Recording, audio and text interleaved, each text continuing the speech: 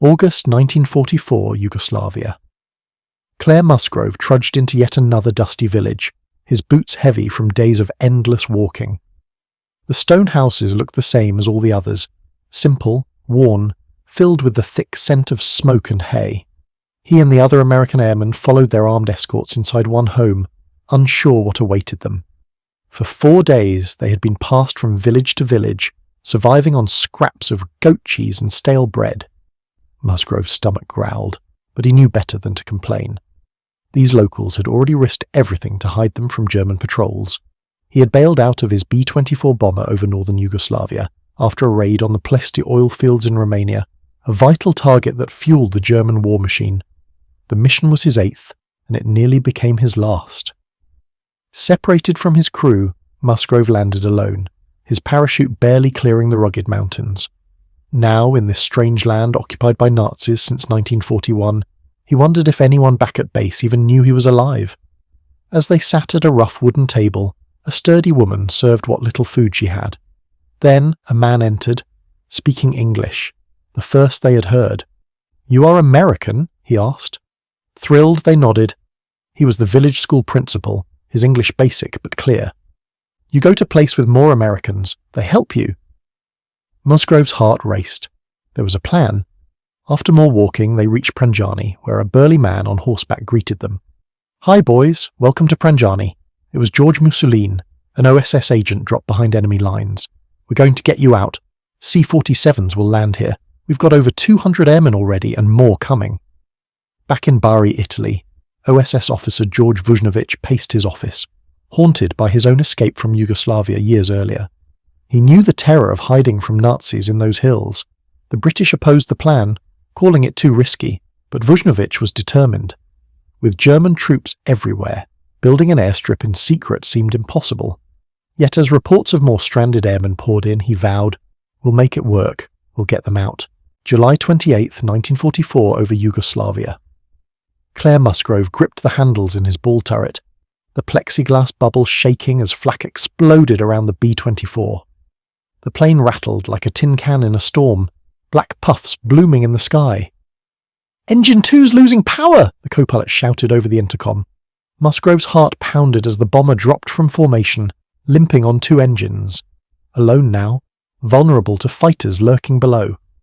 The pilot's voice crackled. "We're not making it back. Abandon ship!" Musgrove hit the switch to raise the turret. Nothing. Panic surged. He cranked the backup handle furiously, sweat stinging his eyes, the ground rushing up. Finally, he scrambled out, snatched his chute, and rolled through the side door into the void. The ripcord failed at first. He clawed the silk free, the canopy snapping open just in time. Musgrove was one of many. These raids on Plesti's oil fields, vital to the German war machine, turned the skies into a graveyard. Bombers flew from Italy across the Adriatic, dodging defences that shredded wings and crews. By 1944, hundreds parachuted into enemy territory, their planes crippled by anti-aircraft fire or Messerschmitt attacks. Tony Orsini, on his first mission, felt the blast rock his B-24. "Abandon ship!" Engines dead, he jumped, the silence eerie after the roar. Robert Wilson watched gasoline flood the fuselage, fearing a spark would end them all. They heaved guns overboard, but the plane dove. "Bail out!" Wilson yanked Norton's shrapnel free before leaping. Mike McCool's B-24 took hits from fighters, engines flaming. Thomas Oliver's borrowed plane seized up mid-flight. Richard Fellman evaded Messerschmitts, only to bail into uncertainty. Each man tumbled earthward, chutes blooming like white flowers against the blue, wondering if the ground held friends or foes. In those heart-stopping moments, industrial might clashed with desperate survival, turning routine runs into tales of raw courage. In the rolling hills of Yugoslavia, white parachutes dotted the sky like falling snow. Serbian villagers paused their daily labours, shielding their eyes against the sun to count each one. 10 from that plane, a farmer muttered, his calloused hands gripping a wooden staff. They knew every canopy meant an American airman tumbling into danger, and they had to act fast before German patrols swept the area. For Tony Orsini, the descent felt endless. His B-24 shredded over Ploesti, He yanked his ripcord too soon, vomiting in the silent air. Below, a heavy-set woman in a long dress raced across the fields. Orsini crashed into a tree, breaking his clavicle, blacking out. He awoke cradled in her arms, her soothing words foreign but kind. She wiped his face, hugged him tight, then led him to her village where residents poured out, offering water, bread, and goat's milk on a red carpet. Robert Wilson, after pulling shrapnel from a crewmate's head amid gasoline fumes, floated down in eerie quiet. His plane and another crashed into mountains, but villagers below tallied the chutes. One group found him dazed, wrapping him in blankets and guiding him to safety, their wary eyes scanning for Nazis. These peasants, loyal to Draza Mihailovich, risked everything. In Pranjani and surrounding hamlets, they hid airmen in haylofts and cellars, sharing scarce food. Amerikansky, they'd ask, embracing the strangers with bear hugs, but caution ruled. They sent scouts only if the numbers matched, avoiding traps. German reprisals loomed, yet their code demanded aid. Claire Musgrove, dangling from a tree, hid his chute and approached sheep herders. 2 women and boys stared, then shared smiles over hard candy. They led him home, defying a neighbour's warnings. That night, as a German officer searched, Musgrove held his breath under the bed. The villagers' silence saved him, proving their quiet defiance turned the tide for hundreds lost in enemy land. Claire Musgrove dangled from the tree, heart racing as he climbed down and hid his chute. Alone in the Yugoslav hills, he prayed for guidance. Spotting sheep, he approached 2 women and boys, offering hard candy from his pocket. They smiled, saying Yugoslavian, and let him sit nearby. As evening fell, they motioned him to follow to their village. Inside a stone home, a burly man shook his hand firmly. Dinner was mutton and bread, shared in silence. Suddenly, a knock, arguing voices. The man pulled Musgrove to hide under the bed. A German officer's boots stomped in, pausing inches away. Musgrove held his breath, sweat beading. The boots left. Relief washed over him. These strangers had protected him. Tony Orsini crashed into a tree, clavicle snapping. He awoke in a woman's embrace, her soothing words calming him. She led him to her village, where residents rolled out a red carpet, offering milk and bread. "Amerikansky!" they cheered, hugging him tight. At the Chetnik camp, bearded fighters did the same, one even giving him a photo. "Remember your days in Ravna Gora?" Robert Wilson landed hard, spotting a rugged man approaching. "Amerikansky or Inglés?" the man yelled. "American," Wilson replied. A bear hug followed, then rakia from a cask, strong brandy that burned but eased his nerves. Led to a supply building, he reunited with crewmates. Mike McCool hid in a hole as villagers charged with pitchforks. Instead of harm, they embraced him, kissing his cheeks. 2 armed men arrived, bundling his chute and rushing him through woods, evading German shots. Thomas Oliver drifted onto a family's picnic, sheephead staring up. They caught him, offering wine and eyeballs. He declined politely. Soon, riflemen arrived, mentioning Draza Mihailovich, and led him away on horseback. In these tense moments, uncertainty faded. Bear hugs and shared meals built fragile trust, turning strangers into guardians amid the shadows of occupation. The Yugoslav hills stretched endlessly, a maze of rocky paths and hidden valleys, where American airmen trudged onward, their boots worn thin and spirits tested. Survival meant moving, always moving, from one village to the next, guided by Chetnik fighters who knew every shadow. Robert Wilson, after linking up with his crew at a remote outpost, realized sticking with these armed men was his only shot. For 2 months, they hiked narrow trails, dodging German patrols by diving into bushes or vanishing into the night. Villagers welcomed them like heroes, sharing scraps of bread and goat cheese, but the escorts kept them on the go to avoid draining anyone home. Wilson met Bogdan, an English-speaking retiree from Indiana's steel mills who joined as interpreter. "We'll take you place to place," Bogdan said, "but where it ends, I don't know." They foraged berries, seened tiny fish from streams, and fried them in borrowed pans, always grateful for the warmth. Claire Musgrove's path mirrored the hardship.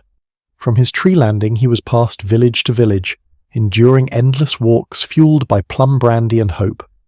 Mike McCool rode horseback with a brigade of 800 nicknamed Tom Mix by their commander. Skirmishes flared, but the real wonder was the locals lining paths, kissing hands and offering milk, seeing their lost sons in these Yanks. Thomas Oliver's trek mixed revelry and fear. Escorted on horseback, he sipped brandy at cafes, laughing at Chetnik's knife gestures for enemy leaders. A midnight raid sent him fleeing into woods, heart pounding. Richard Fellman learned Serbian, sabotaged trains with hidden explosives, and once drank with a German officer in disguise, seething inside. Close calls defined the journey, naked swims interrupted by foes, ultimatums leading to razed villages. Yet bonds formed, turning strangers into guardians. Finally, groups converged on Pranjani, Mihailovich's mountain haven, where hundreds waited, wondering if home was just another distant dream. The airmen huddled in Pranjane's hills, days turning to weeks with no sign of rescue. German patrols lurked nearby, and every rustle in the bushes could mean capture. Mihailovich's men guarded them fiercely, but the strain showed. Rations dwindled, morale dipped. Mihailovich radioed details of each man to Cairo, then Washington, pleading for evacuation. "More than 100 Americans here," one message read. "English promised help, but nothing. Better if Americans handle it, not British." In 1943, small rescues had succeeded. OSS agents slipped in, handing escape maps to airmen and posters to villagers showing Allied insignia. With Chetniks and partisans cooperating then, planes taxied on makeshift fields, whisking away about 100 flyers. One starving tail gunner was found fighting pigs for scraps. 2 pilots hid in a convent, betrayed by their boots peeking from nuns' habits. These efforts worked amid dangers, Nazis executing helpers, airmen dodging searches. But in 1944, silence from Allies. Families got missing in action telegrams, igniting worry. Mihailovich's pleas fell flat. War Department filed reports but planned nothing. Dangers mounted. Airmen like Orsini feared betrayal. Wilson heard gunfire echoing. One group tried trekking to the coast, only to turn back from enemy lines. George Vujnovic, OSS in Bari, learned via his wife Majana's letter from Washington. Yugoslav expatriates buzzed about the stranded men. Haunted by his own 1941 escape, bombings in Belgrade, fleeing with Majana amid chaos, he vowed action. Dodging bombs, racing through debris-strewn streets, he knew Yugoslavia's perils, strafing planes, collapsing buildings, constant terror. "We've got to get them out," he thought, his past fueling resolve despite British opposition and red tape. Failures piled up, but Vujnovic's drive sparked hope amid the shadows. George Vujnovic kissed Majana goodbye in the monastery garden, his heart heavy. "We'll get married someday," he said, but the war loomed like a storm. Italy's fighters had sunk their escape boat, leaving them stranded in Herceg Novi. George hiked back alone, pondering their future apart. In Sarajevo, a lost passport nearly doomed him. An Ustash guard threatened arrest, but friends vouched, buying time. The chauffeur returned it next morning, a miracle. Reunited in Belgrade, they faced curfews and reprisals. Fires sparked executions. 100 Serbs for a German life. George telegraphed Majana, "Marry me. Documents await." She arrived amid chaos, their wedding secret at dawn, witnessed by a cousin and friend. The consul's affidavit declared her his wife, but Germans banned foreign marriages.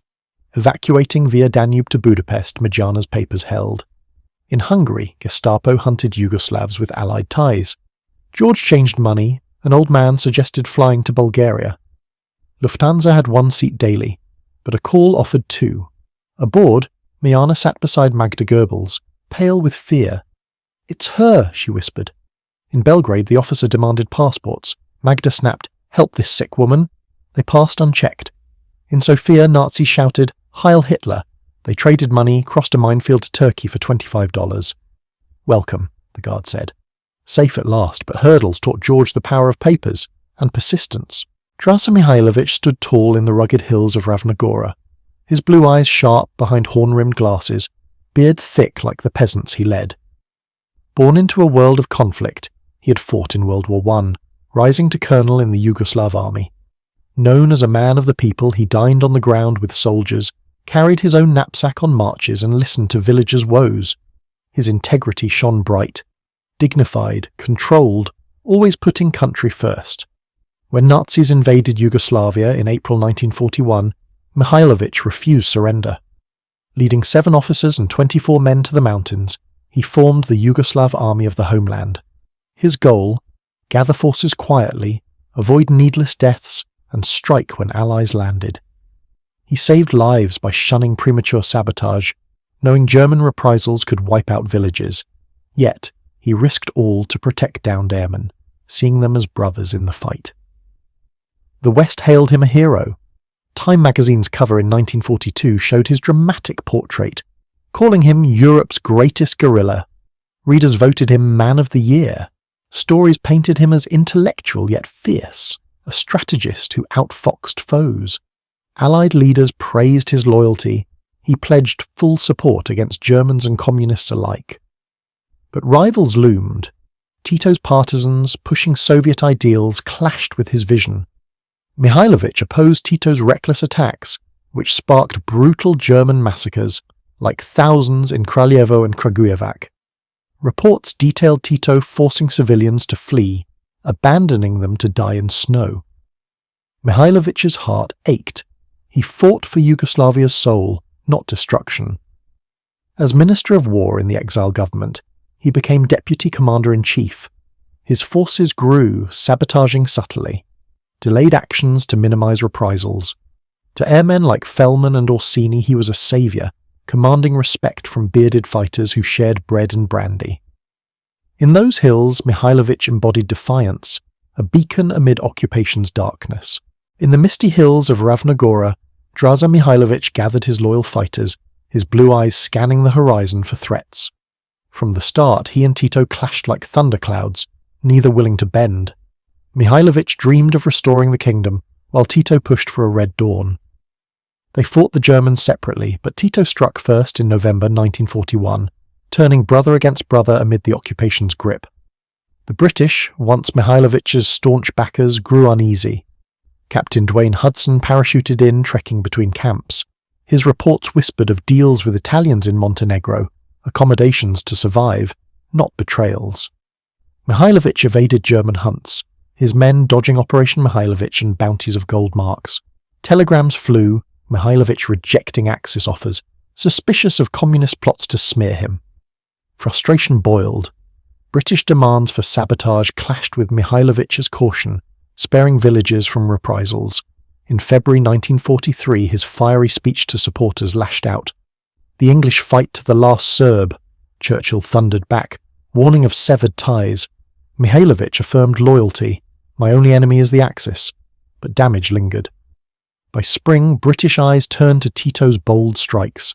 At Tehran in December 1943, Churchill swayed Roosevelt and Stalin. Drop Mihailovich, back Tito. Allies cut supplies. BBC broadcasts praised partisans, ignoring Chetnik feats. In Bari, George Vujnovich sensed the shift.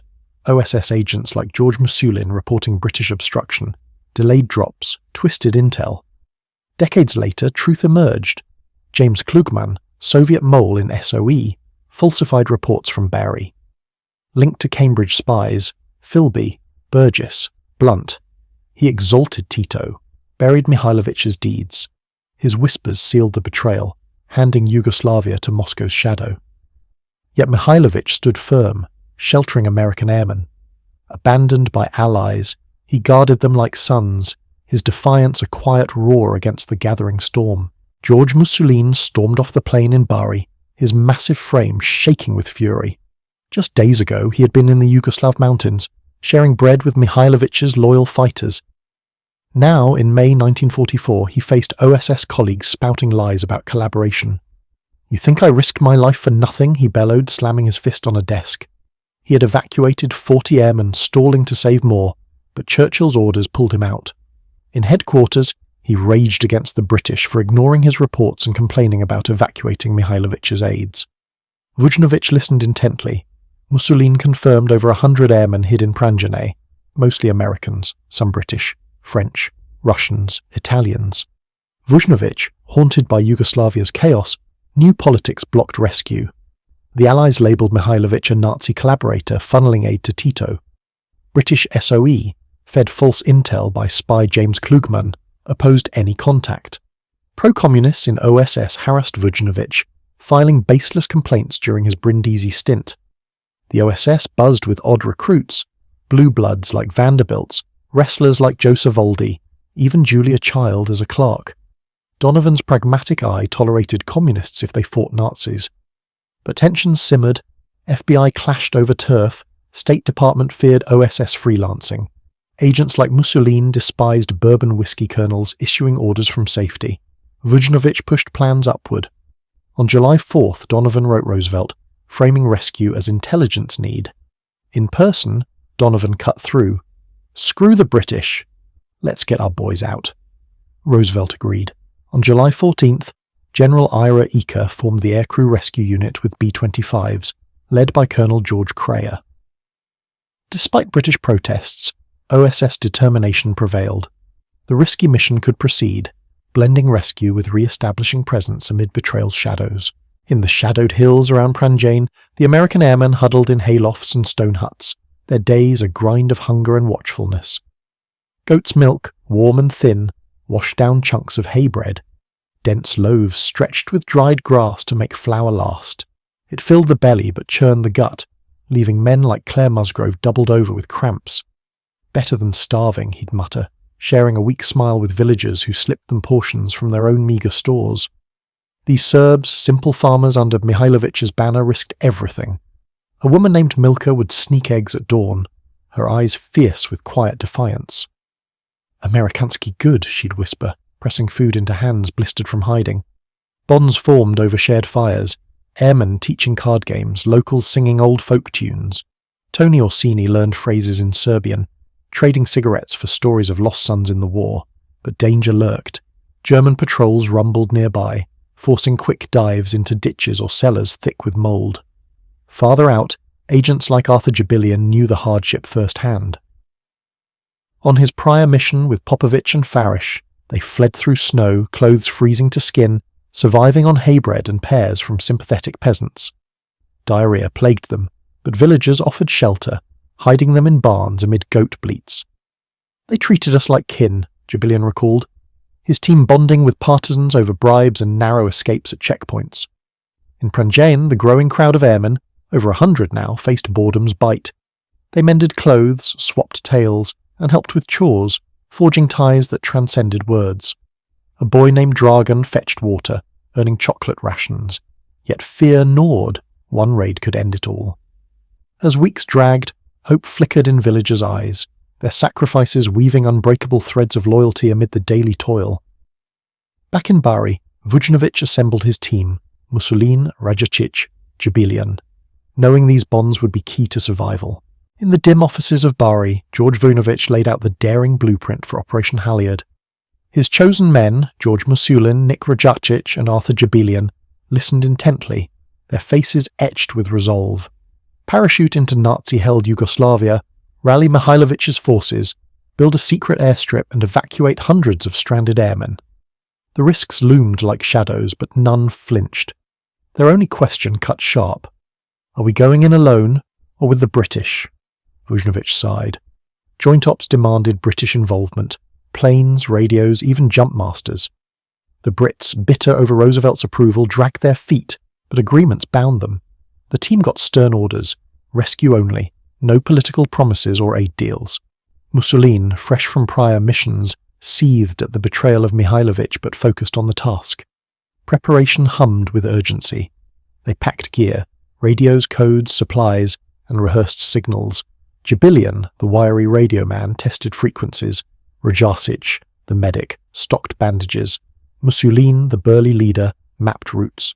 Eager, they boarded a Black C-47 on July 19th, hearts pounding as Brindisi faded below. But the first drop aborted, no ground signals. Mussolini fumed, coordinates were wrong. Next attempt, storms forced turnaround, then flak shredded the sky. Suspicion grew. On the 4th, Mussolini spotted a partisan aboard, Tito's red star gleaming. "No communist pushes us out," he roared. Wrong coordinates again, partisan turf. The 5th sealed it. Green light flashed, Mussolini braced at the door.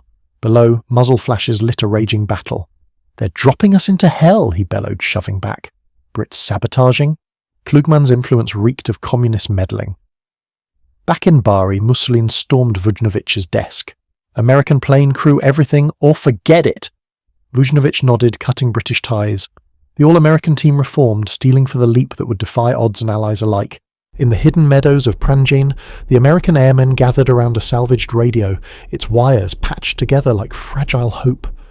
Weeks had dragged on, food dwindling to scraps of bread and milk, wounds festering without medicine. Richard Fellman paced the dirt floor, his face gaunt. He had seen Germans torch a village for sheltering them, women and children fleeing flames. "We can't just wait," he said to the officers. "They'll find us eventually." The group nodded. Mihailovich's men guarded them, but German patrols edged closer. Fellman eyed the radio. Broadcasting could pinpoint their spot, inviting bombers or worse, but silence meant death too. They agreed, send a plea. Thomas Oliver, picnic parachuter, helped craft the message. At the table, the operator tapped Morse code, fingers trembling. Dozens watched, breath held. SOS. SOS. 150 members of American crew have been waiting for rescue. There are many sick and wounded. Call back. SOS. SOS. Silence followed. Hours stretched. Men drifted away, dejected. Days later, no reply. "Maybe it's a trap," someone whispered. They refined codes, slang and secrets only Barry would know. Mudcat driver to COAPO 520. 150 Yanks are in Yugo, some sick. Shooters work horses. Oliver added challenges. Bombardier's birth letter, banana nose's scarf colour. Serial numbers hide coordinates. Signed TKO, Flat Rat 4 in lug order. Must refer to Shark Squadron 459th Bomb Group for decoding. In Barry, the message crackled in. Officers decoded, eyes widening. "That's Oliver's crew!" Major Christie shouted. It sparked urgency. Vujnovich's team felt the gut punch. "There are many sick and wounded. Call back. SOS. Meanwhile, young Nick Petrovich patrolled, rifle ready. He ambushed Nazis with salvaged 50s, defending the airmen like kin. His grandfather's war tales fueled him, stealing guns, dodging Gestapo. One beating left scars, but he pressed on. As signals flew, desperation peaked, bonds with villagers deepening amid the weight. July 31st, 1944, Pranjane. The airmen scanned the starry sky, hearts pounding with fragile hope. Fellman gripped the red lens flashlight, ready to signal. All night they waited in the field, ears straining for engines. Dawn broke without a sign, crushing spirits. "They're not coming," someone muttered, despair thick in the air. Unbeknownst to them, weather had grounded the mission miles away. In Bari, the SOS plea electrified Vujnovich's team. Many sick and wounded. Call back. SOS. Jibilian felt the urgency grip him. Numbers had swelled to 150, but they pressed on. August 2nd, clear skies, Mussolin, Rajasic. Jibilian boarded the C-47 double-checking gear. No Brits this time, just Americans. The plane droned over Yugoslavia. At 800 feet, the jumpmaster shouted, "Go!" Mussolin hurtled first, ripping through air like a boulder. He smashed a chicken coop, feathers exploding. Rajasic tangled in a tree. Jibilian hit cornstalks softly. A peasant woman rushed up, kissing cheeks wildly. "Liberators!" she cried, mistaking them for invaders. Mussolin paid for the coup, then led them onward. Bearded Chetniks emerged, yelling "Captain George." Their hugs and tears followed. Mussolin's return sparked joy. Fellman watched villagers swarm, then shook Mussolin's hand. "I'm George Mussolin." Celebration erupted. Plum brandy, songs, Mihailovich's visit. The general, warm and paternal, chatted humbly, teasing children as Chicha. Numbers shocked them. 250 airmen more arriving. Mussolin scouted Germans. Garrisons nearby, Luftwaffe close. "Build an airstrip fast," he urged. Airmen set up hospital with dropped supplies. An escaped Italian doctor aiding wounded. Jibilian radioed Bari. Safe arrival, proceeding. Skepticism lingered. This rugged plateau for C-47s? But resolve hardened. Mussolin eyed the site. Narrow, treacherous, no better options.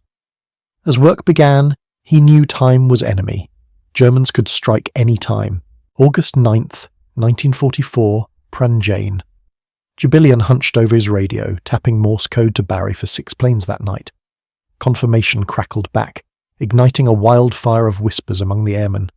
Sleep evaded them like a distant dream. Orsini and Musgrove paced under stars, hearts pounding with hope and dread. This wild plan hinged on a bumpy field scraped from mountain dirt. Dawn broke with urgency. Mussolini, on horseback, scanned the plateau as hundreds laboured, airmen and villagers hauling carts, chopping roots, filling craters. Orsini wiped sweat, smoothing soil with bare hands. "This has to work," he muttered. Radjacic treated wounds in a makeshift clinic while Jibilian tested signals. Tension spiked when machine gun fire shattered the night before. A Chetnik mistook a cow for foes. Laughter mixed with relief, but Mussolini's jaw tightened. "Close call," he said. Daylight brought peril. Tiny specks grew into German planes, a Stuka and 2 Junkers. "Run!" Mussolini bellowed. They dove into trees, breaths held as engines roared overhead. Miraculously, a herd of cows wandered onto the strip, masking it as pasture. The planes droned away, but Mussolini suspected reconnaissance. They might hit tonight, he warned, yet pressed on. As dusk fell, 72 airmen, wounded first, gathered. Mussolini listed them. 12 per plane, light loads for takeoff, flares ready, oil cans and hay bales. At 10 p.m, engines hummed. Cheers erupted, silenced by Mussolini's orders. Radjacic flashed the Aldi's lamp. Red, red, red. Response blinked back. Chetniks lit flares, runway ablaze. A green flare arced skyward. 4 planes circled, not 6, but hope surged. The lead C-47 aligned, wheels grazing, then throttled up, aborting. Gasps echoed. "Too short," Orsini whispered, despair sinking in. Would any land? The night held its breath. The first C-47 dove steep, wheels slamming the dirt, but throttled up and roared away. Hearts sank in Pranjane. Failure? Then the second aligned, dropping hard on the strip's edge, braking fiercely to halt. Cheers erupted like thunder. Mussolini thought, Babe Ruth just hit a homer. Villagers swarmed, hugging pilots, draping flowers, pressing brandy. Planes taxied tight, wings overlapping by inches. One dented a wing on a haystack. Nick Lalich stepped out, grinning. Vujnovic's surprise help. Amid songs and tears, 72 airmen boarded wounded first. Oliver, codecrafter, climbed aboard, waving farewell. Doors open again, airmen unlaced boots, tossing them to villagers. "Radisa, for you!" Flight jackets, socks followed. Barefoot they flew home, honouring saviours in felt slippers facing winter. Takeoffs gripped everyone. Engines roared, planes rumbled down the bumpy field, noses high. Slowly lifting, they skimmed treetops, wheels brushing leaves. Petrovich, guarding the road with a .50 caliber, watched in awe, like an American movie. 4 planes circled, climbing over mountains. No Germans came. Fighters had pummeled garrisons. Back in Bari, Vujnovic clapped as wheels touched, twining, greeting heroes. Next dawn, engines hummed again. Not scouts, but 6 C-47s escorted by 30 Mustangs and Lightnings. Fighters dove, strafing camps, keeping Nazis pinned. Planes landed with daring ground loops spinning to stop. More airmen loaded. Musgrove, Orsini shivering shoeless. Planes lumbered off, barely clearing woods. By noon, 272 evacuated. Americans, Brits, French, Russians, Italians. No losses. Mussolini retreated to mountains, fearing reprisals, but none came. He returned, evacuating 5 more, then left reluctantly August 26th. Lalich led, coordinating months more. Through snow, rescues continued. 432 Americans, 80 Allies total. Halyard's audacity saved 512, a triumph amid shadows. The C-47 rumbled back to Bari, cold winds slicing through the cabin as Tony Orsini and Claire Musgrove shivered on hard seats.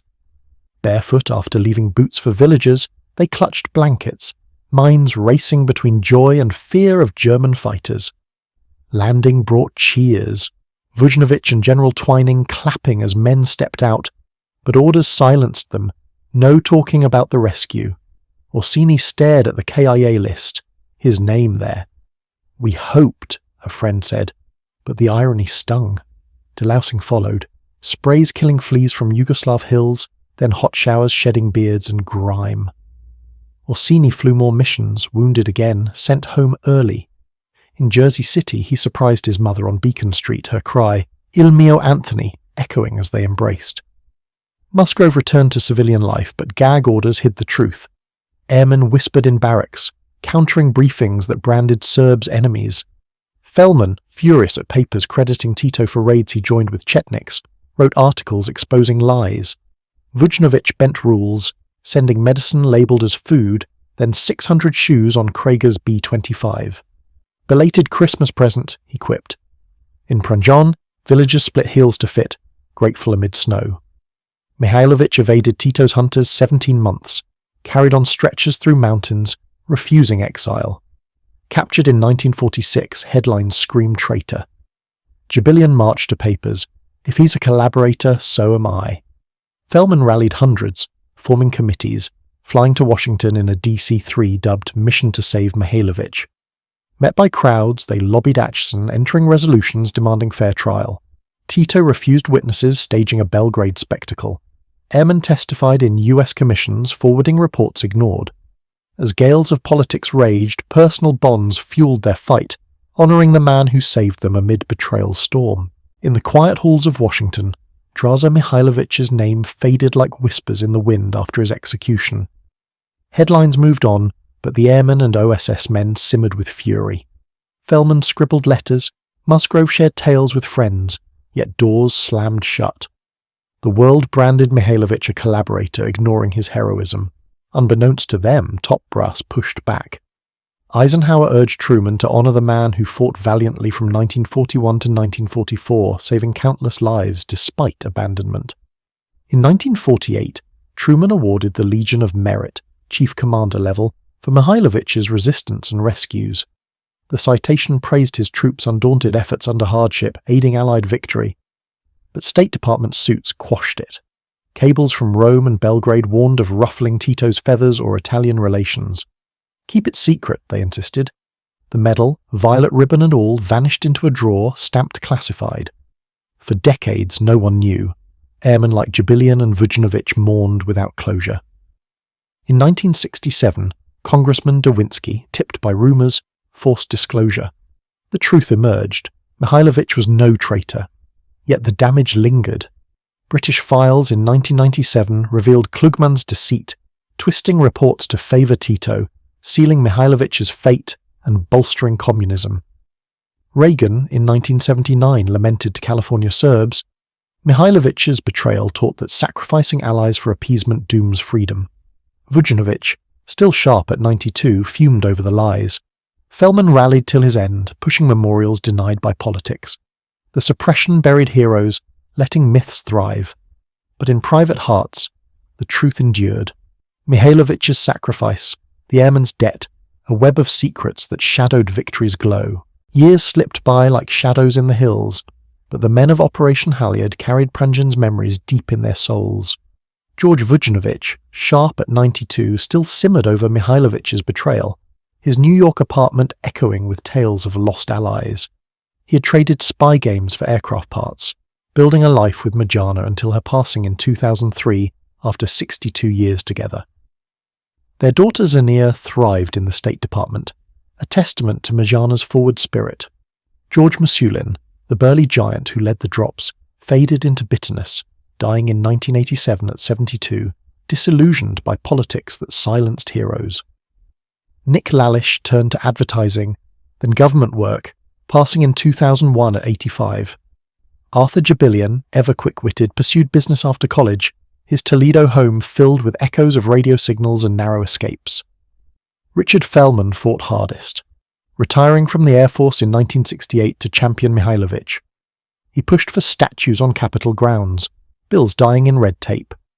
In 1995, he and Lalić returned to Serbia, greeted by 50,000 cheers on Ravna Gora. Fellman died in 1999 at 78, his voice echoing in unfinished justice.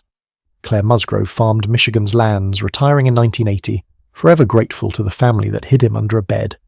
Tony Orsini climbed finance ladders in New Jersey, cherishing 7 grandchildren after losing his wife.